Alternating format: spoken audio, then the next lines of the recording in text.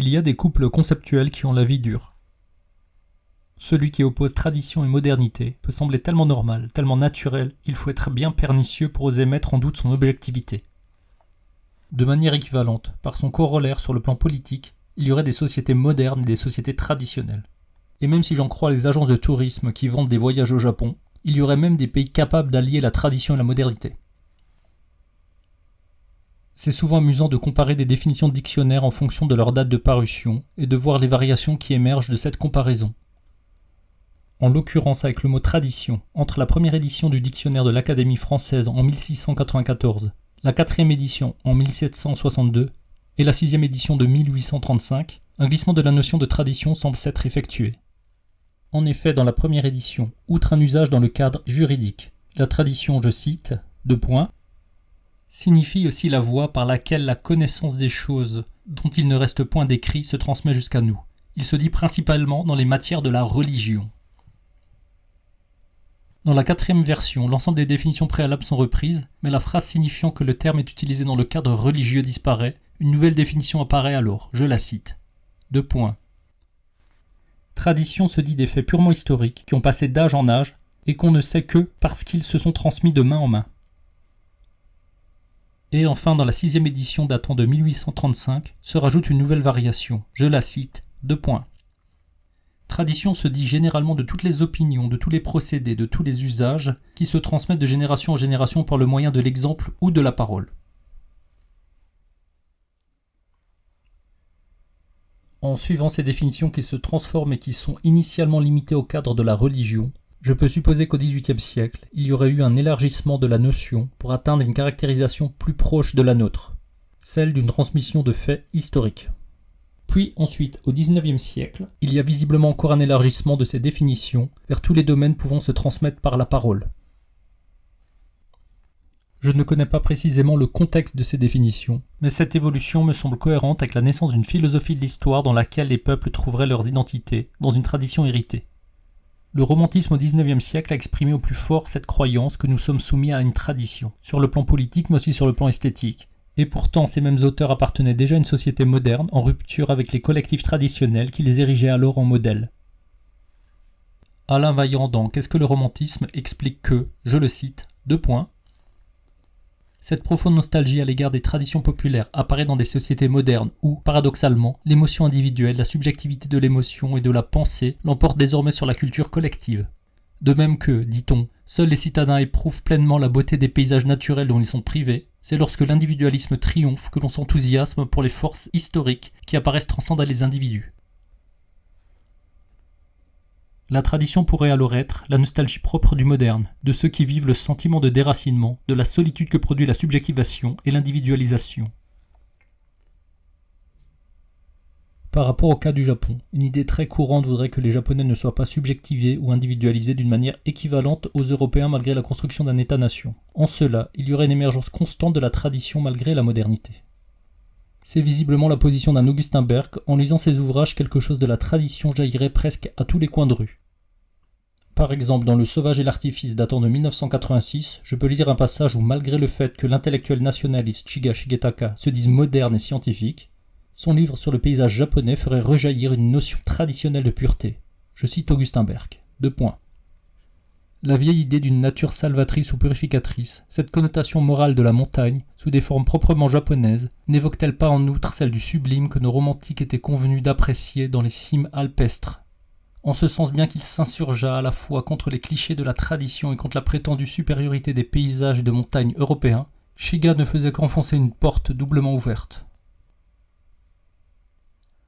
En suivant Augustin Berg, quoi que dise Shiga de la modernité dans ses écrits, la tradition coulerait à travers ses veines, et même malgré lui. Mais au fait, qu'en est-il de la tradition dans une société dite traditionnelle ? C'est cette question épineuse que propose d'attaquer de face Robert Legros dans le chapitre « Le romantisme politique », présent dans le tome 3 de la philosophie politique, Lumière et romantisme. Sur le fonctionnement d'une société prémoderne, je cite Robert Legros, : Quand la nature s'impose comme une nature qui englobe nos manières habituelles de vivre, et comme un ordre indissociablement naturel, normatif et surnaturel, la coutume ne peut apparaître comme une coutume, ni la tradition comme une tradition. Plus précisément, je cite, : Au sein d'une société prémoderne, ce n'est jamais en vue de perpétuer une vieille coutume ou de maintenir en vie une ancienne tradition que les hommes suivent une coutume ou se soumettent à une tradition. Concernant le romantisme, je cite Robert Legros, : Or, comme chacun le sait, la référence à un sentiment de la nature et l'exigence de considérer la coutume comme une source première du droit et la tradition comme une norme suprême sont au cœur même de la pensée romantique. Force est de chercher à comprendre le romantisme comme une pensée proprement moderne, étrangère à l'expérience prémoderne du monde. D'après Robert Legros, le fait de considérer la tradition comme une valeur extérieure ou comme une norme transcendante est déjà le signe d'une appartenance à un cadre moderne. Je pourrais même rajouter que cette extériorisation de la tradition, la manière de la considérer comme un objet, presque comme une chose en soi, pourrait être déjà le signe d'une analyse de type sujet-objet, statuant sur la nature des déterminismes, c'est-à-dire sur une culture ou sur une tradition. Je cite encore Robert Legros qui explique comment la tradition advient aux yeux des romantiques ou des modernes.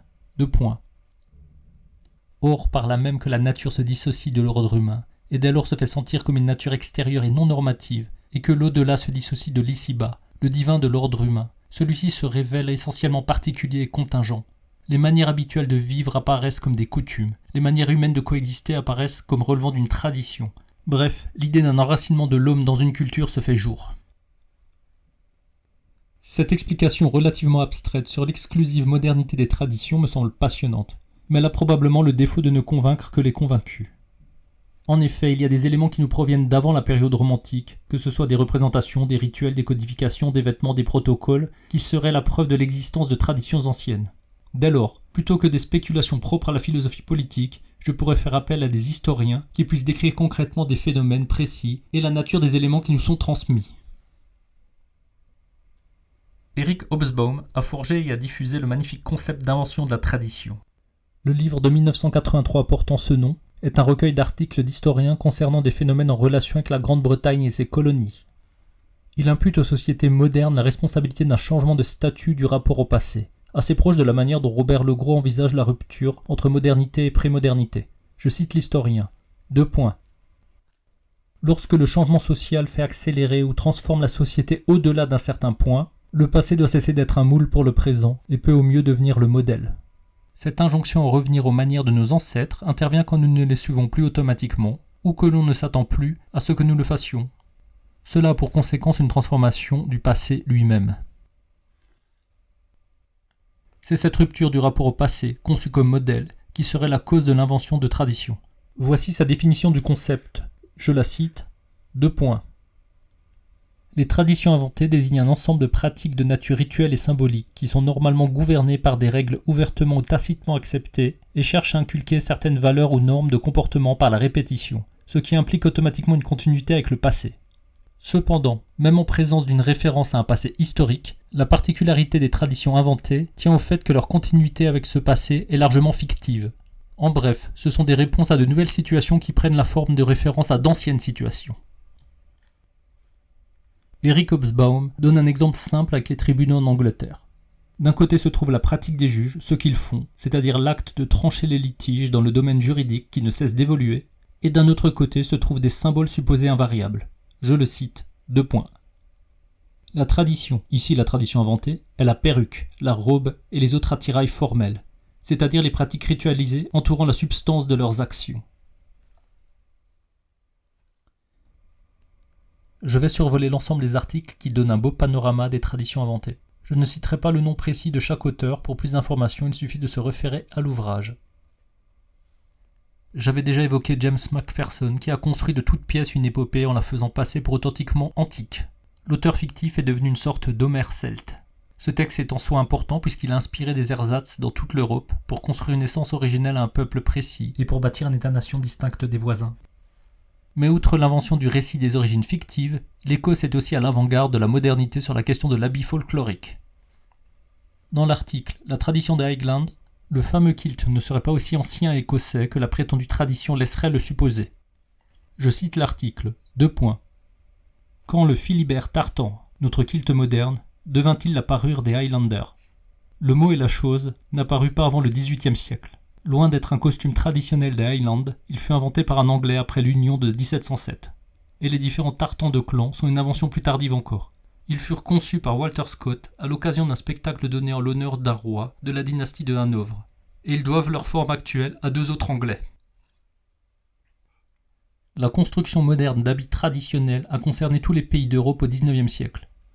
Voici comment Anne-Marie Thiès décrit la chose dans « La création des identités nationales ». Je la cite, : Les premiers observateurs au début du XIXe siècle ne relevaient que fort peu d'usages traditionnels spécifiques. Quand s'achève le siècle, toutes les nations peuvent s'enorgueillir d'un riche folklore. Folklore ou bien, selon l'expression de l'ethnologue Richard Dorson, fake-lore. Concernant les têtes couronnées aussi, l'invention est de mise quand il s'agit de mettre en scène la royauté dans les États-nations. En suivant l'article « Le cas de la monarchie britannique » traitant de la famille royale britannique, le cérémonial a pris de plus en plus d'ampleur et d'apparat en fonction de la retransmission à la radio et à la télévision. Le rituel monarchique, devenant une forme supposée pluricentenaire, serait en décalage total avec la réalité de la famille royale, cela à tel point que, je cite, : À l'époque du couronnement d'Élisabeth, même la famille royale ne possédait pas assez de voitures d'apparat pour tous les personnages royaux et les chefs d'État en visite, et il fut nécessaire d'emprunter 7 carrosses à une société cinématographique. Concernant maintenant les colonies anglaises, il y a eu l'invention de traditions. Il ne s'agissait pas des peuples en question qui inventèrent leurs propres traditions, mais plutôt du colonisateur qui imposa des traditions, parfois en important des traditions britanniques, mais aussi en inventant des traditions indigènes ou orientales. L'article « Représenter l'autorité dans l'Inde victorienne » décrit la manière dont les Britanniques ont constitué ce qu'ils pensaient être la singularité de la civilisation indienne et comment ils ont concrètement indianisé les Indiens à l'aide de traditions qu'ils inventèrent de toutes pièces. Je cite un passage sur les costumes. : Les Britanniques n'hésitaient pas à avancer une définition officielle et objective de ce qui était indien. Les Indiens devaient ressembler à des Indiens. Avant 1860, les soldats indiens aussi bien que leurs officiers européens portaient des uniformes de style occidental. Après cette date, les uniformes des Indiens et des Anglais comprenaient des turbans, des écharpes et des tuniques censément mongoles ou indiens. Toute l'organisation des symboles et des rituels permettait de représenter au mieux l'Empire britannique en Inde, avec les spécificités des différents acteurs, qu'ils soient colonisants ou colonisés. Par exemple, des armoiries ont été confectionnées pour les familles des dirigeants indiens. Je cite, : Les armoiries des souverains indiens avaient été conçues par Robert Taylor, un fonctionnaire bengalais, héraldique amateur. Les emblèmes conçus par Taylor représentaient ses vues sur les origines mythiques des diverses familles dirigeantes, leur identification avec des déesses ou des dieux particuliers, les événements qui avaient jalonné leur histoire, les caractéristiques topographiques de leur territoire. Des emblèmes ancestraux associés à telle ou telle famille dirigeant ou même groupe de familles dirigeants étaient parfois intégrés. Il y a quelque chose d'un peu comique à voir les autorités coloniales concevoir des rituels prétendument adaptés aux mœurs indigènes et des vêtements orientaux d'une facticité du plus haut niveau. Mais la décolonisation, avec le nationalisme indien, a impliqué lui aussi son lot d'inventions symboliques par un jeu d'opposition tradition imposée par le colonisateur. Je cite, : La plupart des contributions de Gandhi au mouvement nationaliste concernaient la création et la représentation de nouveaux codes de conduite. Les Indiens ne porteraient plus les vêtements occidentaux ou les costumes indigènes imposés par les Britanniques, mais une simple tenue de paysan filée à domicile. Le pèlerinage indien fut adapté à la politique à travers les marches de Gandhi. La païdatra, le bain de foule des hommes politiques, appartient toujours au rituel politique de l'Inde. L'invention de traditions, l'invention de symboles, fait partie des actes politiques nécessaires à l'établissement d'une nation. Certes, les formes des traditions changent en fonction du rapport de force politique du moment, mais la dynamique est menée de manière similaire. Il pourrait même s'agir d'une méthode qui serait nécessaire au développement d'un sentiment national. Dans le cas des pays colonisés, cette invention de la tradition mène parfois à des situations catastrophiques. Par exemple avec la construction d'un mode de vie traditionnel mené par les colonisateurs pour une supposée meilleure vie sociale des colonisés, après s'être aperçu que l'occidentalisation forcée n'était pas la meilleure des méthodes de gestion. L'article « L'invention de la tradition en Afrique au temps des colonies » présente la manière dont certaines administrations des puissances coloniales ont inventé une identité tribale qu'ils ont appliquée ensuite sur les individus concernés. Je cite, : L'affirmation des Blancs, selon laquelle la société africaine était profondément conservatrice, vivant selon des règles immémoriales et immuables, vivant conformément à une idéologie basée sur l'absence de changement, vivant dans un système hiérarchique aux positions clairement définies, ne se voulait nullement une condamnation systématique de la nature arriérée ou l'aversion des Africains pour la modernisation. Cela se voulait une reconnaissance des admirables qualités de la tradition, même s'il s'agissait d'une reconnaissance fondée sur un malentendu. En effet, je cite plus loin, 2 points. Le problème de cette approche est qu'elle faisait intervenir une conception totalement erronée des réalités de l'Afrique précoloniale. Ces sociétés avaient certainement accordé de l'importance à la coutume et à la continuité, mais la coutume était assez librement définie et infiniment souple. Dès lors que les présupposés des Européens deviennent maîtres de la réalité, la tradition instaurée avec tous les bons sentiments possibles ne pouvait être qu'une aliénation supplémentaire. Je cite, 2 points. Les gens devaient revenir à leur identité tribale. L'ethnicité devait être restaurée comme socle de l'association et de l'organisation. Les nouvelles rigidités, immobilisation, identification ethnique, tout en servant les intérêts européens immédiats, pouvaient néanmoins être perçues par les Blancs comme entièrement traditionnelles et par conséquent légitimes. Les inventions de la tradition les plus influentes dans l'Afrique coloniale se produisirent à l'époque où les Européens se croyaient respectueux de la coutume africaine ancestrale. Ce que l'on appelait loi coutumière, droit coutumier sur la terre, structure politique coutumière, et ainsi de suite, tout cela avait en fait été inventé par la codification coloniale. On peut facilement imaginer les difficultés qui sont léguées aux hommes politiques africains, aux intellectuels locaux, quand il s'agit de construire un État-nation après la décolonisation et de définir les spécificités du vivre ensemble. La question des bases d'un sentiment d'appartenance en dehors d'une résistance légitime au colonialisme devient des plus complexes. Par rapport au Japon, la réalité est différente au sens où le Japon n'a pas été colonisé et que la construction de traditions a été menée par les Japonais. Mais en même temps, la puissance de l'Europe impériale était si forte que les constructions culturelles de type traditionnel étaient autant en direction des Occidentaux que des Japonais, avec parfois des auteurs ayant d'abord une influence aux États-Unis avant que leur fiction d'un Japon traditionnel ne puisse trouver un ancrage au Japon.